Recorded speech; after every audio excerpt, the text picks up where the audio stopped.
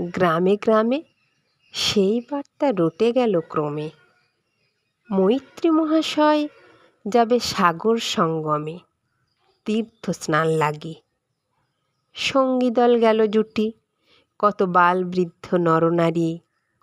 নৌকো দুটি প্রস্তুত হইল ঘাটে। পূর্ণ লোভাতুর মোক্ষদা কহিল আসি, হে দাদা ঠাকুর আমি তব হব সাথী।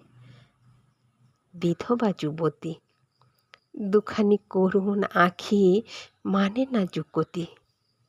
কেবল মিনতি করে, অনুরোধ তার এড়ানো কঠিন বড়। স্থান কোথার? মৈত্র কহিলেন তারে। পায়ে ধরি তব, বিধবা কহিল কাঁদি। স্থান করে লব কোনো মতে একধারে। ভিজে গেল মন, তবু দ্বিধা ভরে তারে শুধালো ব্রাহ্মণ, নাবালক ছেলেটির কি করিবে তারে? উত্তরে করিল নারী, রাখাল সে রবে আপন মাসির কাছে। তার জন্ম পরে বহুদিন ভুগেছিনু সূতিকার জ্বরে।